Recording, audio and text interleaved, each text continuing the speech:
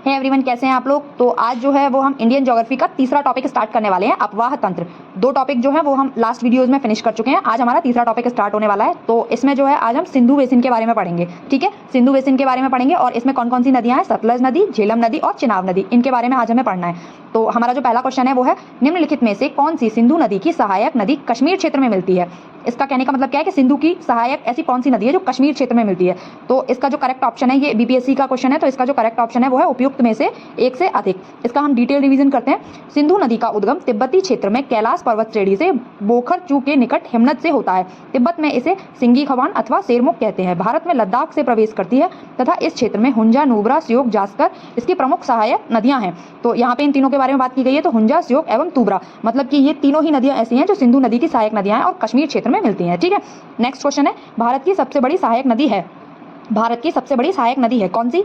तो इसका correct answer जो होगा वो चिनाब नदी होगा। क्वेश्चन नंबर 3 है हमारा, रेचन दोआब किसके बीच स्थित है। जो रेचन दोआब है वो किसके बीच स्थित है, गंगा यमुना, गंगा और चिनाब, झेलम और चिनाब या झेलम सिंधु और चिनाब के बीच। तो इसका जो करेक्ट आंसर है बी है, रावी और चिनाब। इसका करेक्ट आंसर क्या है, बी, रावी और चिनाब। नेक्स्ट क्वेश्चन है हमारा,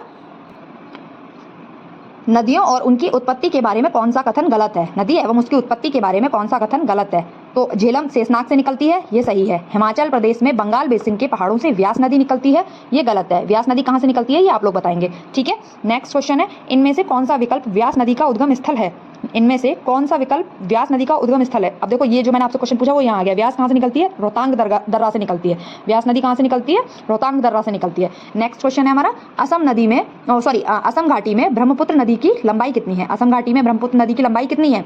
तो इसमें जो है वो 700, 725 में 740 दे रखा है, लेकिन इसका जो करेक्ट आंसर है वो 750 है, जो कि हमारे डिटेल में दे रखा है। ठीक है, तो करेक्ट आंसर क्या है, 750 है, इसलिए इसका जो आंसर होगा वो उपयुक्त में से कोई नहीं होगा। क्वेश्चन नंबर 7 है, निम्नलिखित में से कौन सा ब्रह्मपुत्र नदी का सबसे बड़ा निर्वासित नदी द्वीप है। इसमें सबसे बड़ा निर्वासित नदी द्वीप पूछा है, तो कौन सा सबसे बड़ा नदी द्वीप है, मांजुली द्वीप है ना। निम्नलिखित में से कौन सा ब्रह्मपुत्र नदी का सबसे बड़ा निवासित द्वीप कौन सा है, मांजुली है ना। नेक्स्ट क्वेश्चन है, ब्रह्मपुत्र नदी के बारे में निम्न कथनों को पढ़िए और दिए हुए विकल्पों में से सही का उत्तर चयन कीजिए। इसमें हमें सही बताना है कि सही कौन सा है। तो पहला कथन क्या है, तिब्बत में इस नदी में जल एवं सिल्ट की मात्रा बहुत अधिक होती है। कथन दूसरा है, भारत में यह नदी उच्च वर्षा वाले क्षेत्रों से होकर गुजरती है। भारत में यह नदी उच्च वर्षा वाले क्षेत्रों से होकर गुजरती है। तो इसका जो करेक्ट आंसर होगा वो डी होगा। इसमें क्या है कि जो पहला कथन है वो गलत है और जो दूसरा कथन है वो बिल्कुल सही है। अभी आज हमने 8 क्वेश्चन का रिवीजन किया है, बाकी के क्वेश्चन का रिवीजन जो है हम अगली वीडियो में करेंगे, क्योंकि वीडियो जो है वो काफी बड़ी होती जा रही है। ठीक है, तो 8 क्वेश्चन का रिवीजन इसमें कर लिया, बाकी के क्वेश्चन नंबर 9 से रिवीजन नेक्स्ट वीडियो में करेंगे। वीडियो अच्छी लगी तो लाइक कर दीजिएगा, चैनल को सब्सक्राइब कर दीजिएगा। Thank you.